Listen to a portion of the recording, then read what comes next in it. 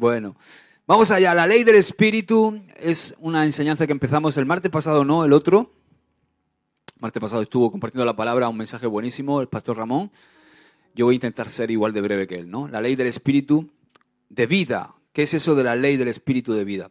Ninguna criatura puede ser como su creador. Ni siquiera en lo natural, ¿verdad? Nada se puede igualar al creador. Quizá tú puedes crear algo, una computadora muy avanzada, pero siempre tú vas a ser la mente que lo creó.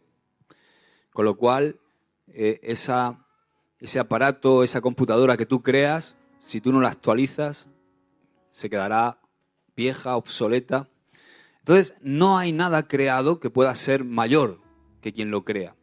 Por supuesto, con Dios esto se cumple con creces, ¿no? Ninguna criatura puede ser como su creador. Por eso es curioso cuando el diablo tentó a Eva, ¿no? Cuando el diablo le dijo, ahí en Génesis 3:5, le dijo, seréis como Dios. ¿Qué le dijo? Seréis como Dios.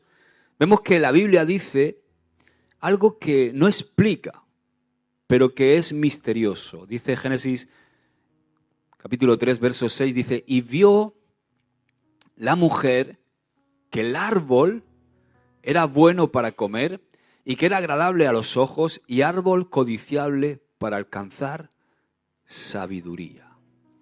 Es increíble, ¿verdad? Un ser como Eva, que había sido creado en perfección absoluta, en conexión espiritual con Dios, totalmente completos como eran Adán y Eva, en cuerpo, mente y alma, espíritu. De repente, ese ser desaprueba algo que Dios había aprobado. O mejor dicho, empieza a ver algo bueno, algo que Dios no veía bueno, empieza a verlo como bueno, y no solamente como bueno, sino que agradable y codiciable. Yo me pregunto, ¿de dónde salió esto, verdad? ¿Cómo es que ella de repente vio el árbol de otra manera como lo había visto siempre? ¿Acaso es que le sacaron los ojos y le pusieron otros nuevos? ¿Acaso es que era miope y de repente vio bien? ¿Le operaron con láser? No, ¿verdad? No cambiaron sus ojos, no cambió su vista, no. Lo que pasa es que hubo, escucha bien esto, hubo una palabra que alcanzó y penetró su corazón, cambiando así el deseo de su corazón. Fue una palabra, ¿de quién? De la serpiente. Y esa es la ley de la iniquidad. Ley que ella permitió que de repente se anidara en su corazón, en lo más profundo de su alma, que se anidara en su mente. Es interesante que en griego la palabra ley es nomos y la palabra iniquidad es anomia o anomos. ¿Ok? ¿Entiendes, verdad? ¿Qué significa precisamente iniquidad? Significa carente de ley, que está sin ley o transgresión. El misterio de la iniquidad significa cambiar la ley. Ese es el misterio de la iniquidad. La raíz de la iniquidad es aquello que cambia la ley, que transgrede, que viola lo que está establecido. Por eso, el espíritu del anticristo o el anticristo representa todo lo que representa aquello que cambia la ley y que se levanta contra todo lo que es Dios. Y todo lo que Dios ha establecido, eso es el anticristo. Eso representa el espíritu anticristo. Ese es el espíritu del anticristo y es el mismo espíritu de iniquidad, el espíritu de iniquidad. Ese espíritu se siente con autoridad para cambiar las leyes de Dios y también persigue a todos aquellos que aman a Dios, a todos aquellos que están apartados para servir a Dios, a todos sus hijos. El espíritu del anticristo se siente siempre con esa autoridad para cambiar las leyes de Dios y también para perseguir a aquellos que se someten a las leyes de Dios, para que ellos no adoren a Dios, sino que le adoren a Él. Es decir, tenemos que llevar cuidado porque el espíritu del anticristo no descarta el culto, no lo excluye, sino que lo desvía. No sé si me explico. O sea, el diablo siempre quiere adoración. De hecho, ese fue el principal motivo de su caída. Fue que quiso ser como Dios porque anhelaba la adoración. Entonces, tenemos que llevar mucho cuidado porque sería más fácil identificar siempre algo que está torcido en nuestra vida si fuera el diablo no quisiera adoración.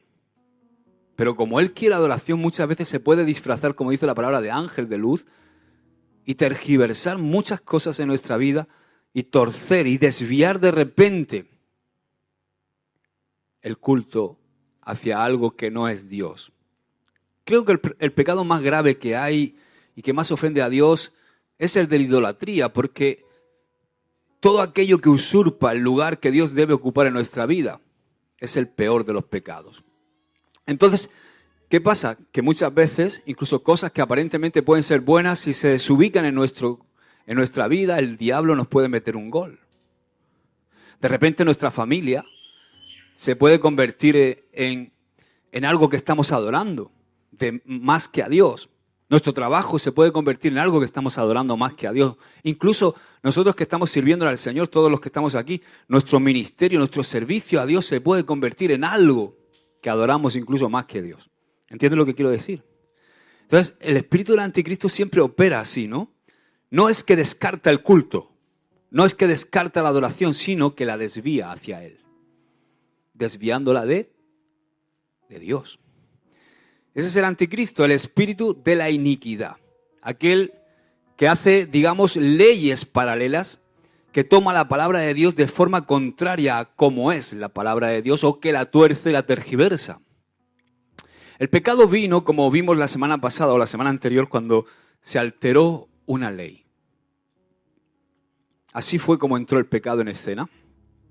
Ya hemos hablado muchas veces de que es asombroso que en un lugar perfecto de perfección, de repente, como era el cielo, surgiera la iniquidad en un ser, en este caso en Lucifer, ¿verdad? Eso es algo que yo no entiendo humanamente, pero que algún día entenderemos, ¿no? Cuando le preguntemos al Señor. Pero lo que sí sabemos es que el pecado vino cuando se alteró una ley. Y sus consecuencias han sido tan desastrosas y trascendentales porque la ley que se violó no fue una ordenanza cualquiera, sino que fue una ley que se quebró o que se quebrantó, una ley que atentaba directamente contra el trono y contra la existencia eterna de Dios. Por eso, el que ama al Señor, el que verdaderamente ama al Señor con todo su corazón, aborrece el pecado. ¿Amén? Dice Proverbios 8:13, mira lo que dice. Todos los que temen al Señor odiarán la maldad. Por eso odio el orgullo y la arrogancia, la corrupción y el lenguaje perverso. Temer a Dios es aborrecer el mal y amar el bien. Dios no escatimó ni a su propio Hijo con tal de destruir la ley del pecado. Estaba pensando hoy, estaba estudiando un poquito, porque como sabéis ha sido Semana Santa, y estaba estudiando un poquito sobre la pasión de Cristo, ¿no?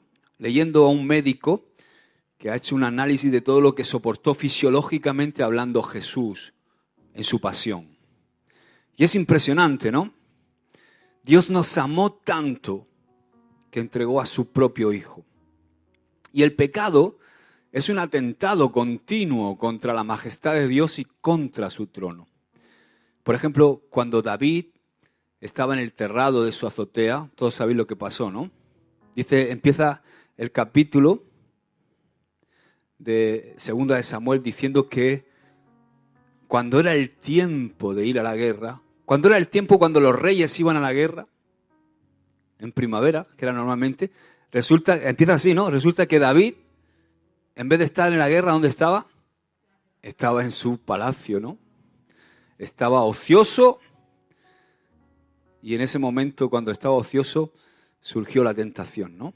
Entonces, cuando David comete el pecado de adulterio y mató a Urías Eteo para tomar así su esposa, en este caso Betsabé, al confesar su maldad, exclamó en el Salmo 51:4, dice, fíjate porque es interesante, dice, contra ti solo he pecado y he hecho lo malo delante de tus ojos. Y es interesante porque David identifica que su pecado había sido contra Dios. O sea, David reconociendo su pecado, reconoció que el pecado directamente había ofendido al único que es santo, al único que es puro, que había ofendido a Dios. Pero todos sabemos que su pecado también afectó a otros, ¿o no? O sea, David también había pecado contra Urías, Eteo, incluso contra Betsabé. El pecado de David afectó vidas. Pero el pecado, escúchame bien esto que te voy a decir, a quien más deshonra y a quien más agravia es a Dios, por encima de cualquiera. Por eso David lo reconoce con su expresión diciendo, contra ti, Dios, contra ti, solo he pecado. La naturaleza de Dios es contraria a la ley del pecado, porque sabemos que Dios es santo y el pecado nos hace malditos. Porque todo aquel que está bajo el pecado está en maldición. ¿Por qué? Porque el pecado nos lleva a rebelarnos contra Dios. Estamos en rebelión cuando estamos en un pecado pues, que es recurrente en nuestra vida, ¿no? Todos pecamos, pero no vivimos en pecado. Entendemos lo que quiero decir, ¿verdad? Ese pecado recurrente que no podemos sacar de nuestra vida, que es como un chicle que se te pega en la suela del zapato, que es imposible sacar. Si no, es con la intervención del Espíritu Santo y, por supuesto, con tu voluntad, rindiéndote a Dios. Entonces, Dios es santo y el pecado nos hace malditos porque nos lleva a la rebelión contra Dios. Dios es justo y el pecado nos hace injustos porque nos lleva a la injusticia. Entonces, la ley de Dios es perfecta y justa y nos da vida, pero la ley del pecado es torcida y nos lleva a la muerte. Estamos viendo las dos leyes, la ley del espíritu de vida y la ley del pecado. Hemos visto que la palabra es espíritu, lo aprendimos, ¿os acordáis? Que aprendimos que es importante las palabras son espíritu. Vemos cómo la serpiente, a través de una palabra, la palabra está encargada de espíritu. Entonces, si tú escuchas determinadas palabras y les das lugar en tu corazón, se pueden transformar en algo que te haga y te impulse hacia una acción determinada. Entonces, hemos visto que la palabra es espíritu. Por tanto, cuando el espíritu de las palabras de la serpiente entraron en Eva, de repente Eva vio el árbol de otra manera. Cambiaron sus ojos, cambió su mirada, cambió su intención, pero cambió algo más muy interesante, porque cambió su naturaleza. Y ese es el cambio más peligroso. Esa es la mayor tragedia que ocurrió en el Edén, el cambio de naturaleza de Eva y Adán. El hombre fue hecho en un principio por ley, por una ley de Dios, a imagen de ¿quién? De su creador. Lo tenemos ahí en Génesis 1:27 cuando dice, y creó Dios al hombre a su imagen, a imagen de Dios los creó, varón y hembra los creó. O sea, esa era la ley que Dios lanzó por su boca, era la ley de la creación del hombre. El hombre era hecho a imagen y semejanza de Dios. O sea, el hombre por naturaleza fue hecho santo y puro como Dios, pero resulta que vino el espíritu de la serpiente a través de la palabra de la serpiente y trastocó, cambió la naturaleza de Eva y de Adán, porque introdujo en esa ley, que era una ley de santidad, introdujo otra ley, que es la ley del pecado. Entonces, ¿estás entendiendo, verdad? Esto es muy importante que entendamos esto y que conozcamos todo esto. Todo lo que es creado por Dios lleva a la vida. Y todo lo que altera una ley de Dios lleva a la muerte. Como sucede en lo natural. Si tú te das cuenta, esto sucede también en lo natural, no solamente en lo espiritual. Sucede en lo natural que cada vez que violamos una ley física, cosa que hacemos, por cierto, cosa que hacemos constantemente, estamos destinando a la muerte aquello que es violado. Por ejemplo, mira esta foto. Si tú, por ejemplo, vives una vida sedentaria en lo físico, no haces nada de deporte o de ejercicio, estás condenando tu vida a una existencia de menos años. Porque los órganos de tu cuerpo fueron hechos para ser ejercitados.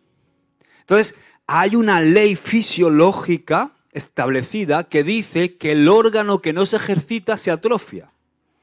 ¿Qué le pasa, por ejemplo, a las personas que están enfermas larga duración y no pueden moverse de una cama? Pierden la masa muscular, los músculos se atrofian. Por eso las personas que hacen ejercicio le hacen un bien a su cuerpo. Entonces, en lo natural, si yo no ejercito mi cuerpo, voy a vivir menos, ¿verdad? Pero también existe una ley espiritual que dice que lo de Dios se ejercita. O sea, que lo espiritual también se ejercita. Además, Pablo le dice a Timoteo que es de mucho más provecho que ejercitar el cuerpo físico. No dice que el cuerpo físico no hay que ejercitarlo, sino que de poco aprovecha. ¿Entiendes? Entonces, existe una ley espiritual que dice que lo de Dios se ejercita. Por ejemplo, lo que dice Pablo a Timoteo es que ejercítate en la piedad. O sea, esto es superior que el cuidado del cuerpo. Dice primera de Timoteo 4:8, dice, porque el ejercicio corporal es bueno para el cuerpo y nada más. O sea, el ejercicio corporal es bueno para el cuerpo y nada más. En cambio, la piedad para todo aprovecha porque tiene promesa de esta vida y promesa en el siglo venidero. Y dice un versículo antes, le exhorta Pablo a Timoteo y dice, ejercítate en la piedad. En lo natural, si no nos ejercitamos, nos atrofiamos. En lo espiritual, si no nos ejercitamos, nos atrofiamos también. Así que resulta que el pecado se convierte en una ley. ¿Por qué se convierte en una ley? Porque cambia una naturaleza. Si tú te das cuenta, el pecado alteró una ley de la existencia del hombre establecida por Dios. Y es difícil a veces de explicar. Yo muchas veces con los jóvenes me intentan preguntarme, oye, ¿cómo es esto del pecado? Si me pides que te explique el pecado, yo te confieso que estoy aprendiendo, ¿no? Igual que tú, no lo sé todo. Porque es un misterio, dice incluso la palabra, que es un misterio. Pero sí puedo entender cómo comenzó. No surgió porque de repente Dios dijo, ¡oh, madre mía, Lucifer, este lucero, se ha vuelto loco, se ha vuelto un curioso, se ha pasado de la raya y hasta aquí se acabó. Este quiere usurpar mi trono, déjame y lo expulso de aquí. No fue así, fue mucho más complejo que eso. Es que está establecido por ley que el Creador solamente debe ser adorado. Y solamente el Señor es digno de adoración.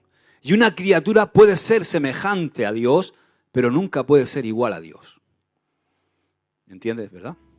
Y esa fue la ley que violó el diablo.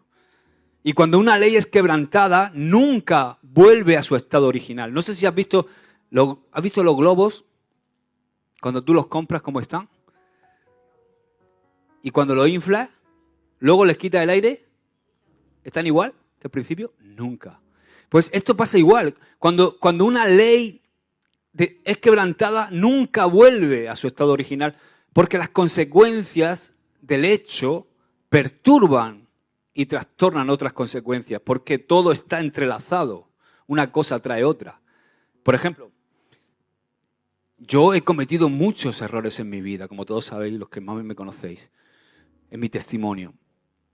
Y cuando yo vuelvo a Dios, hay unas consecuencias. Incluso volviendo a Dios, siendo perdonado, siendo restaurado por Dios, hay unas consecuencias de aquello que yo hice mal. De hecho, aún estoy pagando algunas cosas de mis meteduras de pata de hace 11 años. ¿Me entiendes?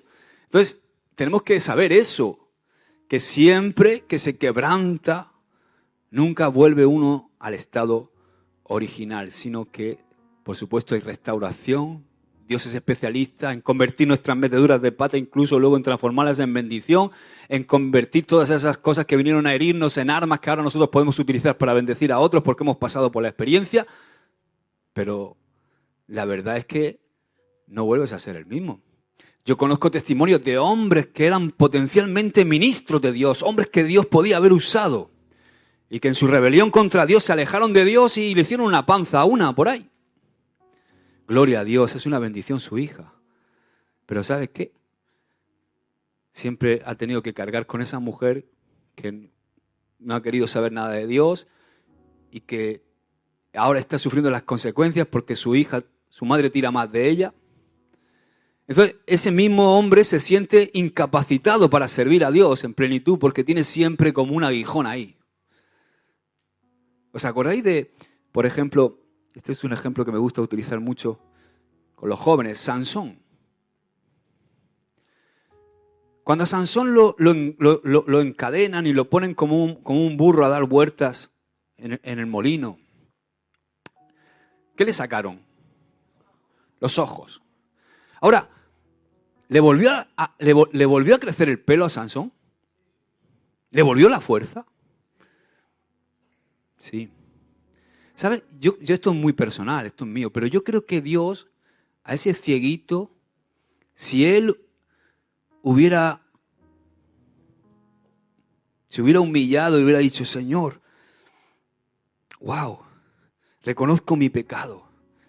Yo creo que Dios lo hubiera restaurado y creo que Dios lo hubiera usado, lo podría haber seguido usando, más allá de para lo que lo usó al final.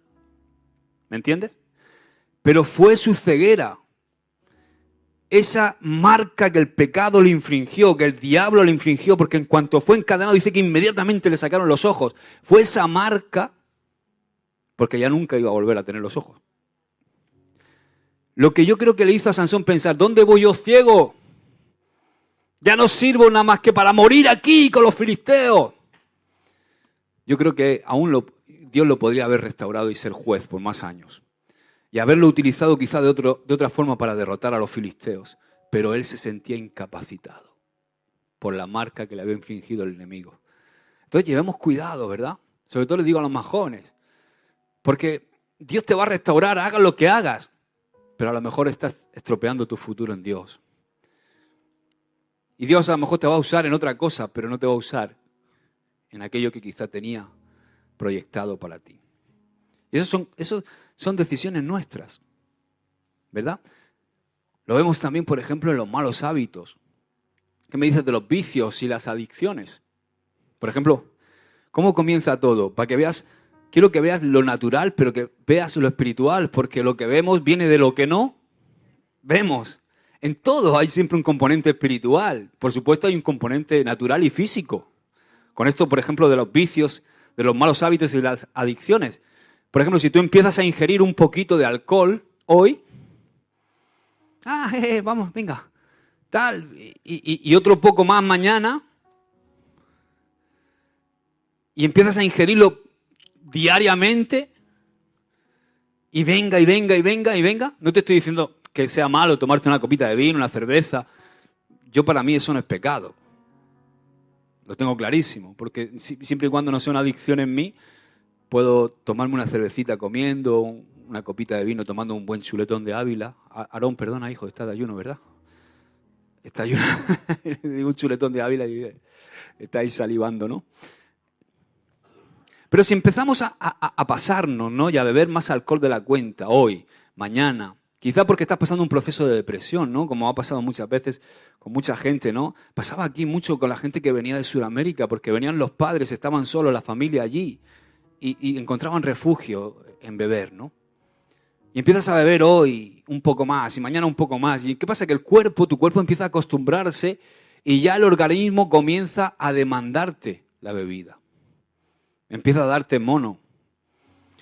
Y si seguimos haciéndolo, vamos a establecer un hábito tóxico y al punto de que cuando no nos demos cuenta, vamos a ser alcohólicos, aún sin saberlo. Aquello que empezó quizá como un desahogo de un momento se convierte de repente en algo que tu cuerpo necesita. Entonces dejas de ser una persona sobria y te conviertes en un alcohólico. Y así pasa con la mayoría de personas también que usan, por ejemplo, drogas o sustancias narcóticas. Empiezan probando quizá un porro, ¿no? Con la droga es así, casi todos empiezan por el porrito, el cigarrito de marihuana y solo para probar, ¿no? Para que nadie me cuente, sino para que yo sepa, a ver, yo quiero probarlo. Se justifican así. y tiempo después acaban drogadictos. Las drogas no solo producen una adicción física, sino que también una dependencia psicológica. ¿Por qué? Porque las adicciones actúan así. No solamente está el componente espiritual, sino lo que pasa en tu cerebro. Con cada descarga de dopamina que se produce en tu cerebro, es algo que te produce tanto placer que esa dopamina, que es una hormona, exactamente. La dopamina es una hormona que es sumamente corrosiva y cada vez que, por ejemplo, ves pornografía o te masturbas o que te drogas o que te bebes alcohol, todo lo que produce adicción produce una descarga de dopamina que te da un placer impresionante en el cerebro, pero esa hormona es tan corrosiva que lo que hace es erosionar la parte frontal de nuestro cerebro. Entonces, la parte frontal de nuestro cerebro es donde tomamos las decisiones. Por eso el cerebro de los pequeños se desarrolla de atrás hacia adelante y no tenemos el cerebro desarrollado hasta los 24 años. Por eso a los jóvenes les cuesta tanto tomar decisiones sabias. Entonces, ¿qué pasa? Que se erosiona a través de la dopamina, se erosiona la parte frontal del cerebro y entonces te cuesta tomar decisiones. Por eso sabes que la droga es mala, pero no puedes dejar de drogarte. No eres capaz de tomar decisiones. De hecho, cuando haces autopsias de gente adicta, cuando han hecho autopsias del cerebro, se ve como un surco. Es impresionante. Como hay un desgaste en esa zona, ¿no? Estoy hablando de lo natural, en lo físico. Por supuesto, el componente espiritual es mucho más fuerte, como vamos a ver. Porque los que caen en adicción, ¿qué pasa? Que no pueden librarse por sí solos. ¿Tú sabes cuántos hombres me ha tocado ministrar? Ya son unos cuantos años ministrando esto en la iglesia. ¿Cuántos hombres me ha tocado ayudarles a salir de la pornografía? Dios es el que hace la obra, ¿no? Pero nos usa a nosotros, los pastores. Y tú te das cuenta que el hombre cae en la pornografía solo, pero no puede salir solo. Por eso el diablo utiliza las sombras, utiliza los tabú para que a todo el mundo le dé vergüenza hablar de esto. Esto es una cosa que es muy vergonzoso. Pocos hombres son valientes para abrirse a su pastor y decirle: pastor, estoy viendo pornografía, sé que esto me está haciendo mal, porque es una adicción, que además es una perversión. Y además muchos de ellos casados afectando su matrimonio. Porque la pornografía es terrible, porque estás viendo algo que no es real. Y que tu mujer no te va a dar. ¿Entiendes lo que digo, verdad? A los más jóvenes también. Eso no es real. Son actores. Y están fingiendo. En muchos casos. Entonces, te mete una cosa en la cabeza que no es real. Y te produce adicción, esa descarga de dopamina. ¡Pum! Que la dopamina es una hormona del placer. Pero lo que hace es atarte cada vez más. Entonces, ¿qué pasa? Que el que cae en todo eso, igual que en las drogas, cae solo, pero salir no puede salir solo. Necesita a Dios. Necesita también hermanos que le puedan ayudar. Así que si tienes algún problema, nunca dudes en abrirte a un pastor, a un hombre que tú veas que es un hombre de Dios y que te puede ayudar a salir de todo eso. ¿Amén? Así que si transgredimos una ley y nos mantenemos quebrantándola, la infracción llega a ser en nosotros otra ley.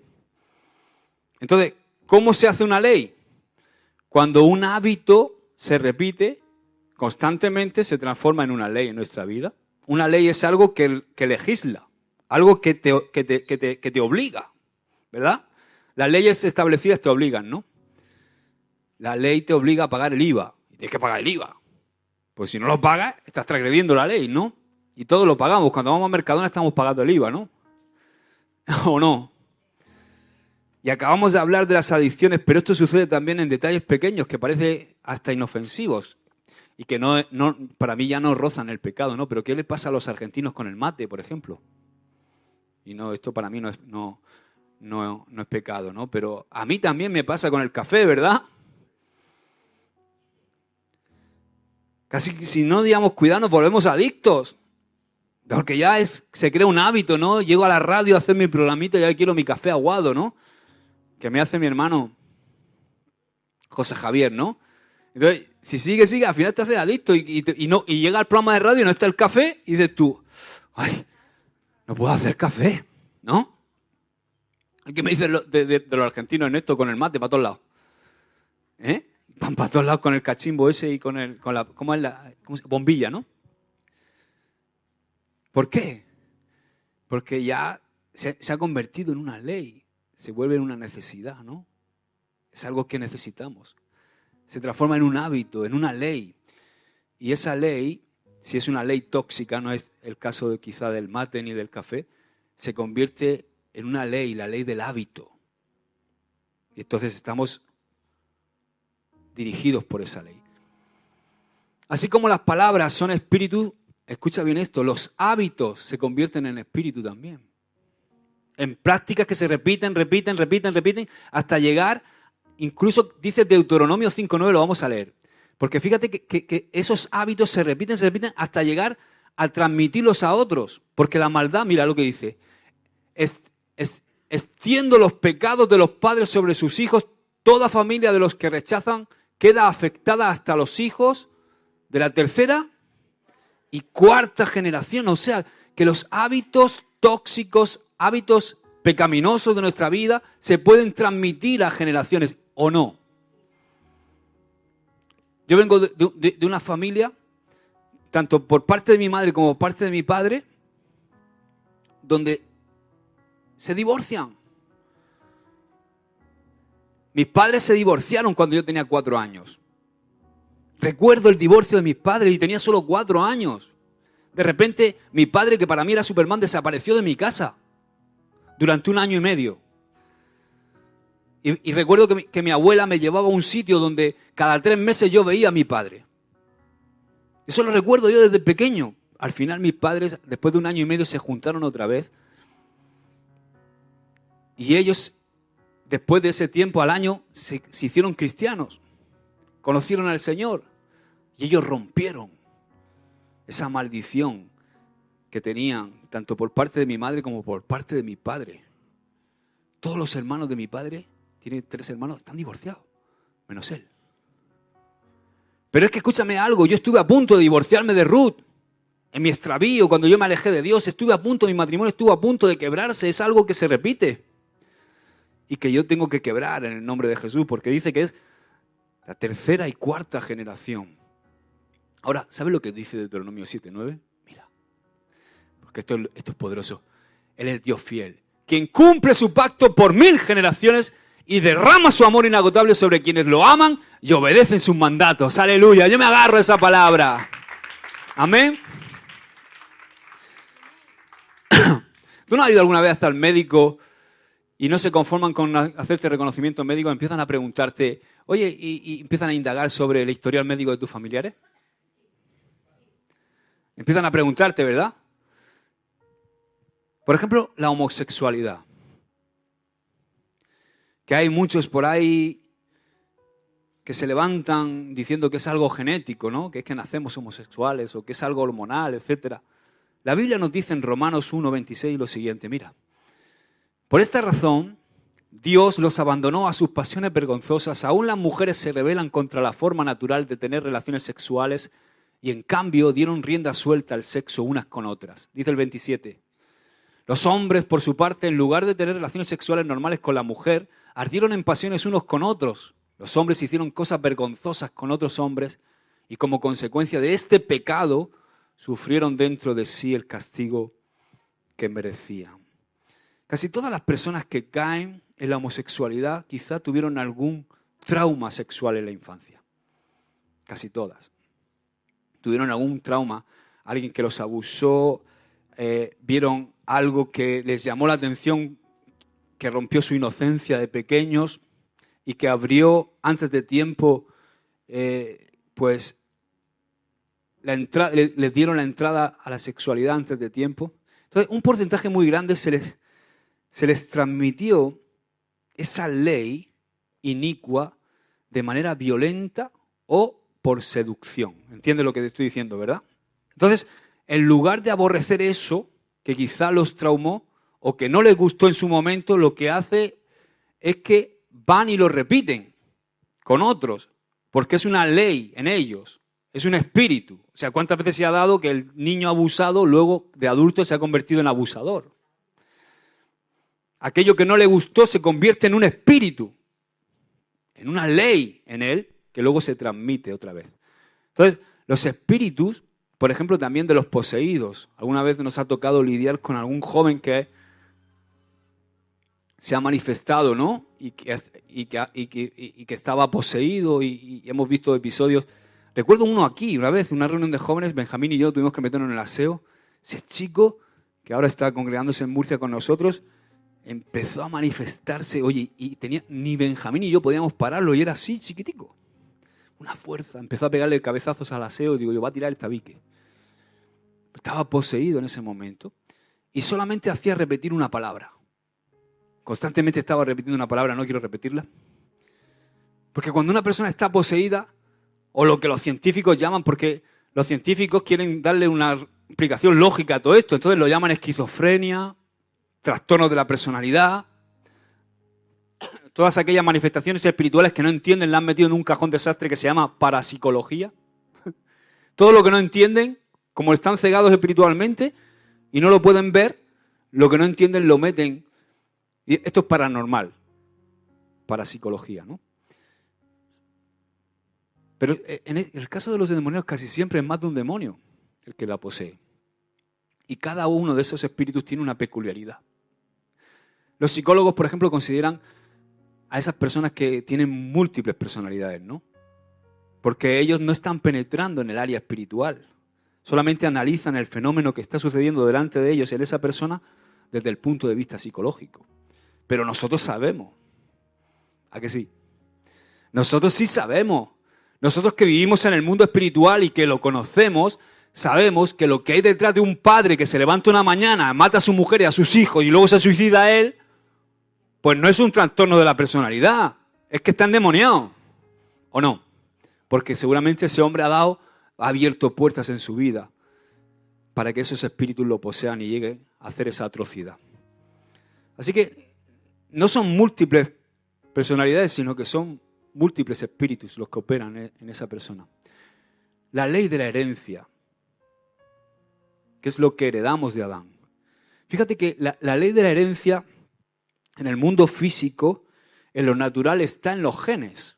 O sea, Aarón tiene mi genética, aunque no es igual que yo, pero yo he transmitido mis genes y Ruth, entonces le hemos dado una herencia genética. Entonces, en lo natural, la ley de la herencia está en los genes, pero en lo espiritual, la ley de la herencia está en la naturaleza pecaminosa, donde actúa la ley del pecado. Mira lo que dice Romanos 5:12. Cuando Adán pecó, el pecado entró, ¿dónde? En el mundo. El pecado de Adán introdujo la muerte, de modo que la muerte se extendió, ¿a quién? A todos, porque todos pecaron. Dice, creo que está el 7, Romanos 7:23. Pero hay un poder dentro de mí, este es Pablo, un poder. Sabéis que la Reina Valera dice, hay una ley. ¿Ves? Aquí lo traduce la Nueva Traducción Viviente como poder. Hay una ley, un poder dentro de mí que está en guerra con mi mente. Ese poder, esa ley me esclaviza al pecado que todavía está dentro de mí. Esta verdad ilustra muy bien esa anécdota, ¿no? De ese que fue al médico, le dijo, doctor, me duele la pierna, doctor, me duele el lado, doctor, me duele la cabeza, doctor, me duele el pecho. Dice, dale gracias a tu abuelo, ¿no? Porque lo ha heredado todo de él. ¿Por qué? Porque la ley de la herencia nos hace portadores involuntarios de la salud, incluso de las enfermedades de nuestros ancestros, ¿no? Es cierto, Adán no tenía diabetes ni tenía tensión alta, entonces, ¿por qué tenemos nosotros ahora diabetes y tensión alta, no? Porque en un momento dado el pecado que trastornó al hombre también afectó a la naturaleza. Dice Romanos 8:22, pues sabemos que hasta el día de hoy toda la creación gime de angustia como si tuviera dolores de parto. Dios puso a Adán como cabeza de la naturaleza. Y resulta que Adán como cabeza obedeció a la serpiente. Y ¿sabes? La unción y la maldición vienen por la cabeza. ¿Sabías eso? Y como Adán, como cabeza, fue dañado por el pecado, dice la Biblia que nosotros somos esclavos de aquel a quien obedecemos, sea del pecado para muerte o sea de la obediencia para justicia. Toda la naturaleza que está bajo la autoridad de Adán recibió la misma maldición por la ley de la representación. Esto es lo que ahora sufrimos tú y yo por la ley de la herencia. ¿Entiendes, verdad? Por eso entendemos el por qué la Biblia habla tanto del pecado y dice que la mente del hombre va de continuo al mal. ¿Cómo vamos a hacer lo bueno si estamos habituados y hemos nacido para hacer lo malo? No, imposible, ¿verdad? Gracias a Dios que todavía tenemos conciencia, ¿no? Esta mañana estaba con el peluquero y se ha quedado rayadísimo, porque él dice, yo no creo, digo, no crees, pero quiero que me expliques. Ha llegado donde llegan todos los ateos. Ahí es donde los grandes pensadores ateos se detienen ahí, porque no pueden explicar la moralidad, ni pueden explicar la conciencia, ni pueden explicar por qué un perro no tiene moralidad ni conciencia y yo sí. Porque yo sé, yo le digo, ahora mismo me está afeitando, ¿no? O me está recortando por aquí. ¿Por qué no coge la navaja y me corta el cuello? No, porque eso está mal. ¿Quién te ha enseñado a ti que eso está mal? Porque eso no es solamente por la tradición o porque o por los valores que se dan en casa, que también son muy buenos. ¿Qué pasa? ¿Que cuándo va a venir Jesús? ¿Cuándo va a volver Jesús? Cuando se llene la copa. Y Dios está viendo que cada vez la maldad va más en aumento, y más en aumento, y más en aumento. Y cuanto más en aumento va, más nos parecemos a los animales. ¿Verdad? Un león se come a sus cachorros cuando tiene hambre. Eso es impensable en el hombre, ¿verdad? Bueno, no, yo creo que Dios no va a permitir llegar hasta esos extremos, no a ese punto. Pero es verdad que la maldad está aumentando y cuando la maldad aumenta, nos embrutecemos cada vez más. Pero es verdad, no podemos hacer el bien. Dice Romanos 3, 10, 18, a no ser que nazcamos de nuevo, estamos incapacitados para hacer el bien. Dice, no hay quien entienda, no hay ni un solo justo, ni siquiera uno, nadie es realmente sabio, nadie busca a Dios, todos se desviaron, todos se volvieron inútiles, no hay ni uno que haga lo bueno, ni uno solo. Lo que hablan es repugnante, como el mal olor de una tumba abierta, su lengua está llena de mentiras, veneno de serpientes gotea de sus labios, su boca está llena de maldición y amargura. Se apresuran a matar, siempre hay destrucción y sufrimiento en sus caminos, no saben dónde encontrar paz, no tienen temor de Dios en absoluto. Fijaos la profecía de Isaías 1:4, si no describe este tiempo. Oh gente pecadora, pueblo cargado de maldad, generación de malignos, hijos depravados, dejaron a Jehová, provocaron a ir al Santo de Israel, se volvieron atrás. ¿Todavía os rebelaréis? Toda cabeza está enferma y todo corazón doliente, desde la planta del pie hasta la cabeza no hay en él cosa sana, sino herida, hinchazón y podrida llaga. ¡Wow! Esa es la ley del pecado, amado, amada, que ha hecho al hombre viciado a los deseos engañosos y le obliga, porque la ley te obliga, ¿verdad? Le obliga al hombre a andar en la vanidad de su mente entenebrecida y esclavizado por lo que siente, por sus sentidos, ¿no? Por eso, conforme a lo dicho, pues a lo que es dicho, por ejemplo, en Jeremías 2:22, es lo que nos está pasando. Dice, aunque te laves con lejía y amontones jabón sobre ti, la mancha de tu pecado permanecerá aún delante de mí, dijo Jehová el Señor. Así tampoco el hombre puede cambiar su naturaleza, porque la naturaleza pecaminosa, por desgracia, es una ley, la ley del pecado que opera en nosotros. Amén.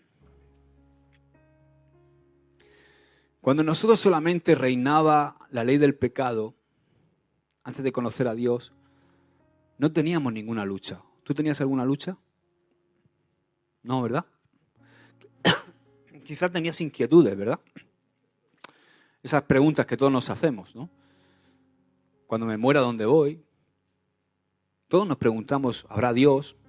Pero realmente pecábamos a gusto, porque pecar era lo nuestro, aún sin saberlo. Y y no teníamos una lucha dentro de nosotros. Porque si la carne nos pedía fornicar o sexo, le dábamos fornicación y le dábamos sexo. Quizás si eran otros deseos también se los dábamos. Nuestro lema, por lo menos el mío, era primero yo, después yo. Si queda algo para mí, todo yo. Así éramos y no nos daba ninguna vergüenza. Ni nos sentíamos mal y dormíamos a pata suelta por la noche. Porque vivíamos para satisfacer los deseos de nuestra carne, de nuestra mente carnal. Por eso no teníamos ninguna lucha. En cambio, ahora que hemos nacido de nuevo, sí que enfrentamos luchas y conflictos. Porque en nosotros moran dos naturalezas. La ley del espíritu y la ley del pecado. Y esto nos va a acompañar mientras estemos aquí en esta tierra. Cuando andamos en el espíritu, siempre vamos a tener luchas. Porque la carne es contra el espíritu y el espíritu es contra la carne. Y estas dos naturalezas batallan entre sí para que no hagamos lo que queremos. Entonces, muchas veces aquella libertad a la que hemos sido llamados, que Dios nos ha rescatado a través del sacrificio de Jesús, nos ha rescatado de nuestra vana manera de vivir, no sirve de nada si nosotros seguimos viviendo en la carne. Esto es un error. Muchas veces pensamos que estamos libres o que hemos sido liberados de Dios, pero si no vives en la nueva naturaleza que Dios te ha dado, no eres libre de nada, porque nuestra libertad está en Cristo, está en vivir la vida que Él nos ha dado. Ahí es donde está la libertad.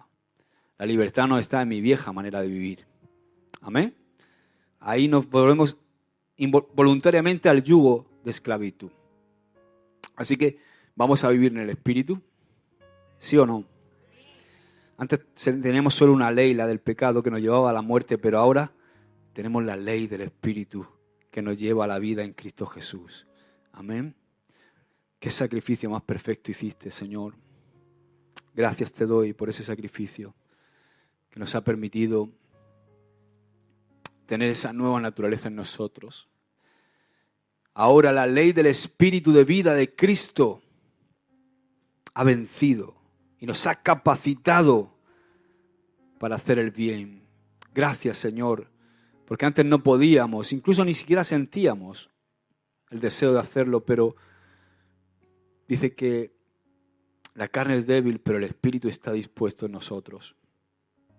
Y es ese Espíritu, esa nueva naturaleza en nosotros la que nos impulsa y nos capacita para hacer el bien, Señor.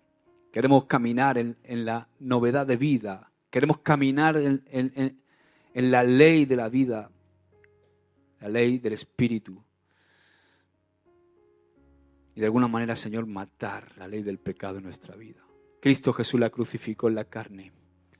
Ahí la crucificó en la cruz del Calvario, en su propio cuerpo, muriendo. De alguna manera mató la ley del pecado, Señor. Por eso queremos, Padre, levantarnos en novedad de vida y vivir la vida que tú tienes para nosotros, en el nombre de Jesús. Amén. Y amén. Amén. Dios te bendiga. Nos vemos.